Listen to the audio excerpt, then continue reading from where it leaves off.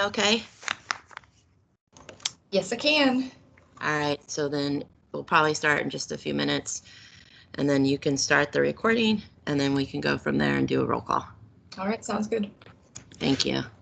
If you hear dogs barking in the background, just let it go. Okay, Desiree, if you can go ahead and start the recording. It is started. Oh, thank you. Okay, so we're here today for the Municipal Audit Committee meeting for November 4th from 12 to 1 p.m. And we can go ahead and start with the roll call. We're going to be, we're going to be discussing 2020-09. So Desiree, if you can go ahead with roll call, that'd be great. Yes, Miss Allard. Here. Miss LaFrance. Mr. Rivera. People might be running a tiny bit late since we just finished up that other meeting. Mr. Falsey. Mr. Slivka. Here. And Miss Morrison. I see Miss Morrison is in the meeting. And then I believe we've also got Mr. Chadwick and Mr. Lee from Internal Audit, and Mr. Gadamus and Mr. Dole. So we have a number of administration attendees. Great. Okay, so let's go ahead and do, so we're going to go over the 2020-09 consistency between Municipal Property Database Development Services Department. Who would like to speak first? Who is the expert in this one?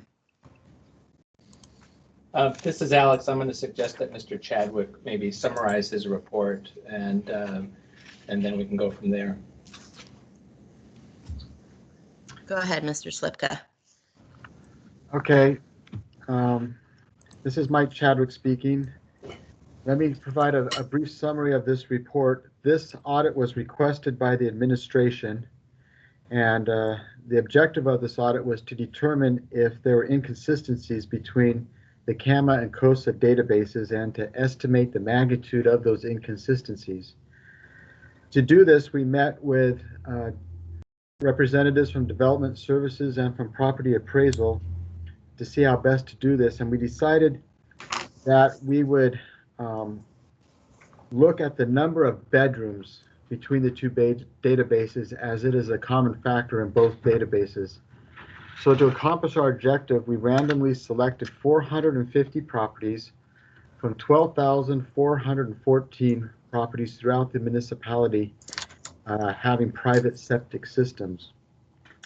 When we reviewed those records, we found that there were 132 inconsistencies between the CAMA and the COSA records. And then we have a table on page 3 of the report that identifies those inconsistencies and describes those inconsistencies. Identifying the number of bedrooms for property appraisal purposes, it doesn't have a bearing on the home's value. However, discrepancy in the number of bedrooms can lead to frustration for homeowners who may feel that the number of bedrooms is an important factor in the home's value. Also, the number of bedrooms is important as a safety factor for occupants. For example, CAMA can show a home with 4 bedrooms, but COSA drawings indicate 3 bedrooms plus a den. When the home was new, it may have been advertised as a 3-bedroom home plus a den on a septic system. However, when it was resold, it may have been advertised as a 4-bedroom home. As a result, the homeowner may think the home has 4 bedrooms, but the septic system was only approved for a 3-bedroom home. Therefore, the septic system may not have adequate capacity and could overflow, not accept more waste, or cause the owners to adopt unsanitary behaviors, leading to public health concerns. We recommended that the Director of Development Services should develop a process to inform property appraisal of changes to the COSA database that could be important to the property appraisal process.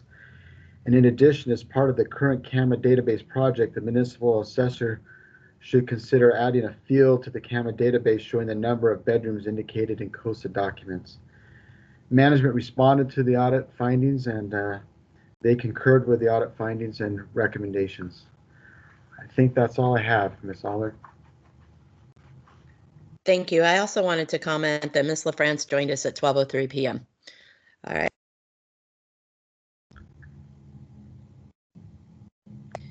Who else would like to make a comment? Through the chair, this is Alex Slivka on behalf of both the assessor's office.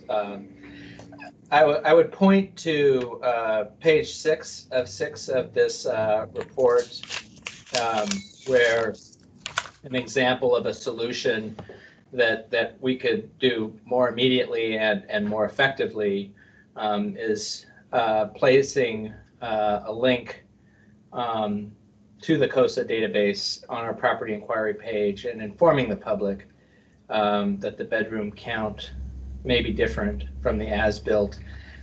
I would further echo what is stated under the recommendation on page 5B, that we should examine a process of changes to the COSA database that could be important to the property appraisal process.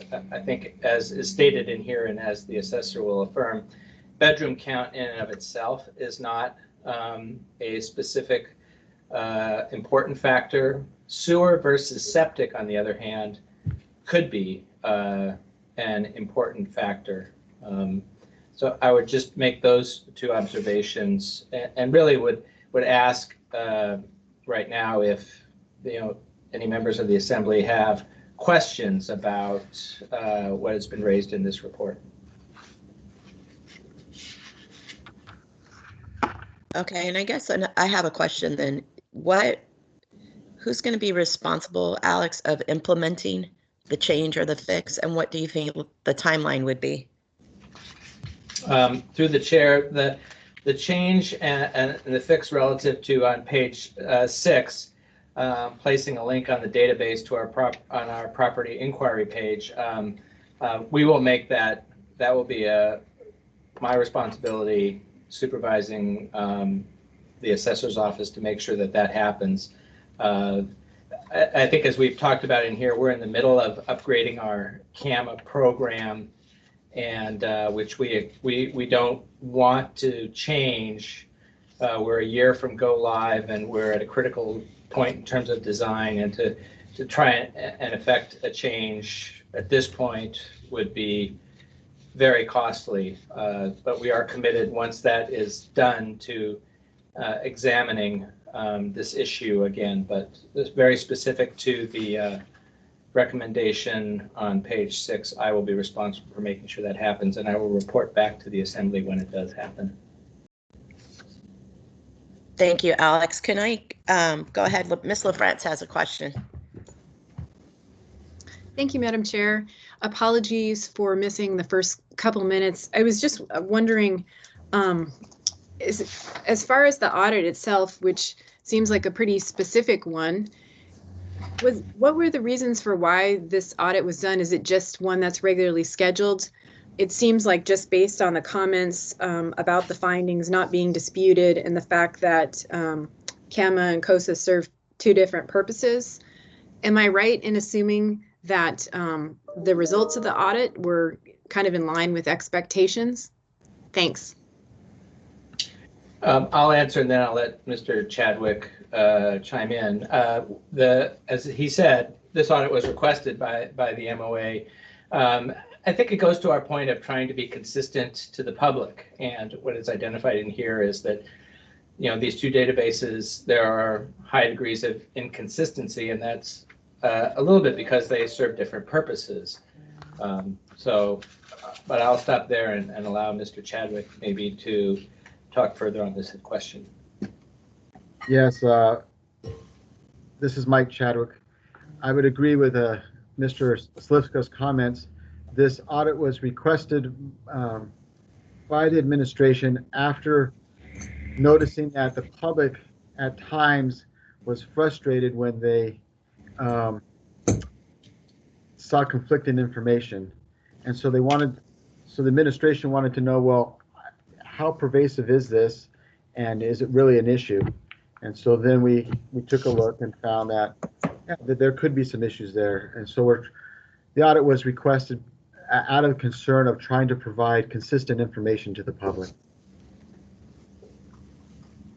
Thank you, Madam Chair. I guess I just add the piece about the number of bedrooms. I can see where that would be frustrating to the public, and because there is, so much confusion concerning assessments to begin with. So definitely, however that piece can be addressed, I think would be helpful. Thank you, Madam Chair. Thank you, Ms. LaFrance. And I also wanted to say thank you to the administration for being completely transparent. The public does appreciate it, I'm sure. So now we're going to go to Mr. Gadamus.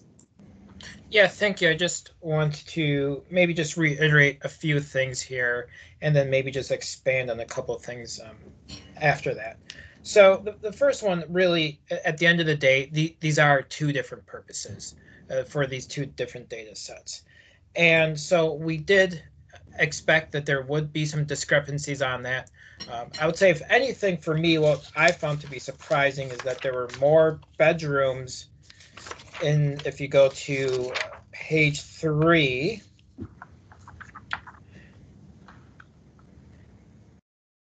when the as-built COSA file showed an existing structure with more bedrooms than listed in CAMA.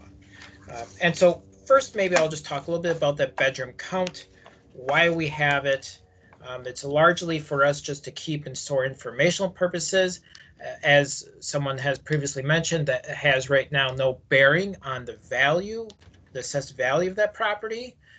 We do continue to maintain it, and we would like to continue maintaining it.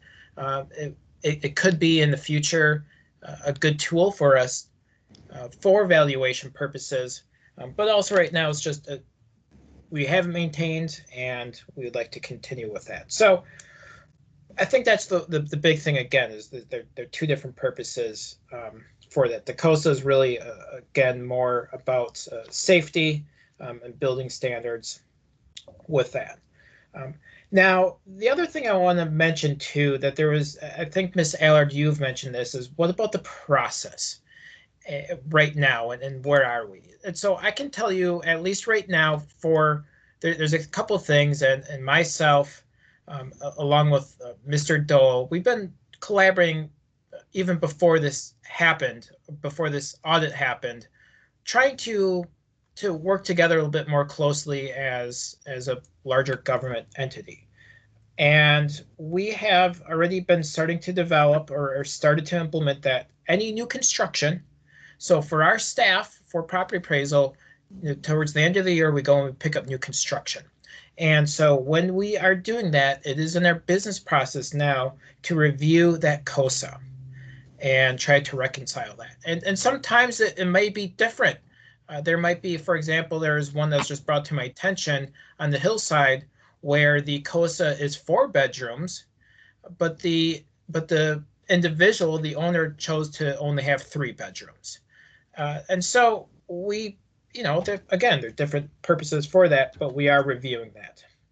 The other thing I want to mention, and I think Ms. Allard, you've also mentioned this briefly, is really the transparency. And I think that's where a lot of this ends up, or really the focus of this is making sure that we owe to the public to be transparent, to know that, yes, if I'm a taxpayer and I'm looking at my home and my home says in the property appraisal website 3 bedrooms, and then I find out I can only have 2, it can be a little frustrating. So we have just recently, after this audit, in response to that audit, we have put a ticket in with IT. So internal, we're starting to collaborate with IT to make sure that we do have somewhere on our website, at least right now, what we can do, right? There's kind of low-hanging fruit and then maybe business processes in the future. But right now, we just at least owe it to the public to make sure that we're being transparent on our website to say, hey, look, if you do have 3 bedrooms on their property appraisal website, you might want to double check that COSA, because those might have a discrepancy, and maybe have a little description about that. So we are being proactive about that as well. because I think we do owe to the taxpayers to be transparent. So those are, I think, really the three big points that I wanted to talk about and highlight. Thank you. Thank you, Mr. Gadamus. That was actually well done. Thank you. I appreciate all that information. So I guess I'm going to ask openly if there's anybody that has any other comments about this item. Chair Allard, this is Bob Dole from Development Services. Go ahead, Mr. Dahl. I think it's important that we're able to allow those differences between CAMA and COSA. If a builder is building a 3-bedroom and a den house for a family, they should not be forced to have to build it out a larger septic tank as if it had 4 bedrooms, because that den could one day be characterized as a bedroom. So I think it's important for keeping our costs down. And also, probably the biggest thing is just it's a tool for education. The tank size, the bedroom count is a rough order of magnitude of the demand that's going to be placed on the well and septic systems. It's not an exact science. I have teenagers and parents living in the same house. They use vastly different amounts of water, even though they both have a bedroom. So I think it's important that we be prepared to make this information readily available for a home buyer to assess whether or not there's an issue with it meeting their needs, and where there is a discrepancy, they can contact the appropriate professionals to figure out what's necessary for them in particular. Thank you. Does anybody have any questions for Mr. Dole? So, Mr. Dole, I guess I have one then. So when they're going to build a home and say that the house is gonna potentially can be a 4-bedroom, let's say 3, but could potentially be a 4-bedroom, are you saying that they could go ahead and move forward with a larger septic tank versus a smaller one? They, Chair Allard, that's correct. They could go with the larger one if they wanted, but also we're not going to force them for that bonus room to build larger. If they're not calling it a bedroom at that time. If they call it a bedroom, or they can always go bigger, but we're not going to require them to unless it's clearly identified as a bedroom.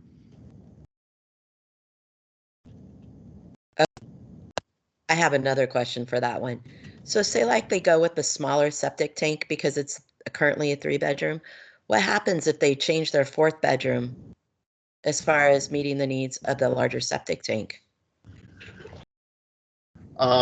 Depending on the use, they may wear out sooner. They may have issues with its ability to handle the capacity there as they do that use. We are not going to, usually these happen, the bulk of our septic systems are outside the building safety service area, so we're not going to be aware of a permit or anything for that change.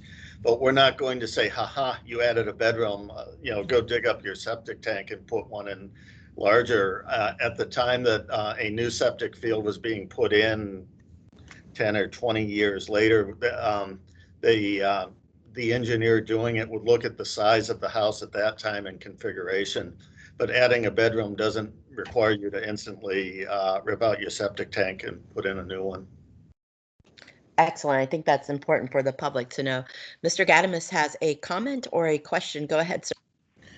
Yeah, I just wanted to also maybe provide a little bit from what we end. So Mr. Dole has spoke about his perspective.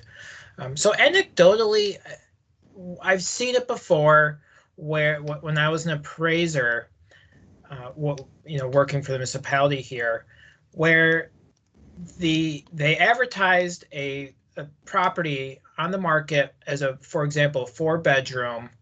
And it turns out that it for 3 bedrooms.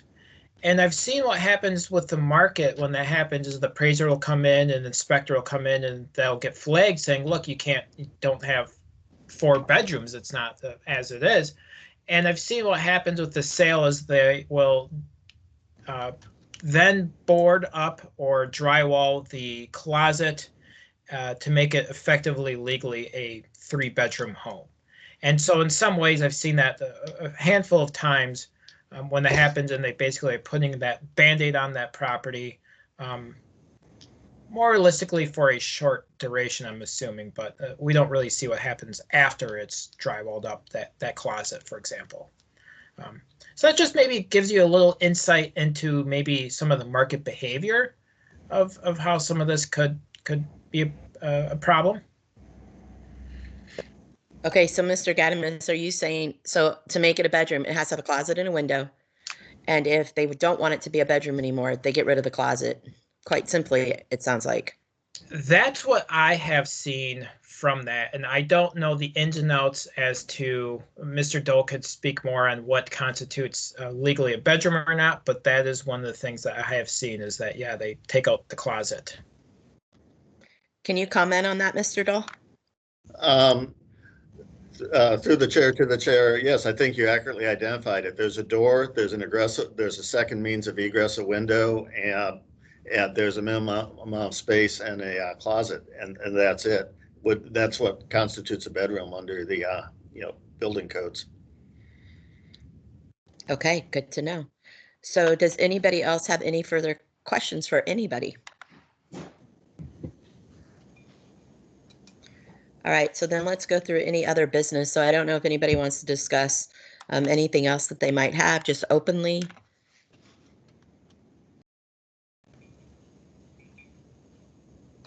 All right, moving right along. How about any old business from what we went over last time? I'm open to that. I don't have any questions, but if anybody was on any of that, I don't know if you have anything, Alex. I have nothing related to any of the old business. Thank you. Thank you. I'm sorry. I'm just trying to go through this as quick as possible. Last night was a interesting night across the state, so I didn't get home till late. So if anybody has any other comments. Okay, Desiree, do you think we can go ahead and move on to audience participation if we have anything? Yes, you should be good. And I believe we've got one caller. All right. Can that person go ahead and speak up and introduce yourself if you feel comfortable doing so?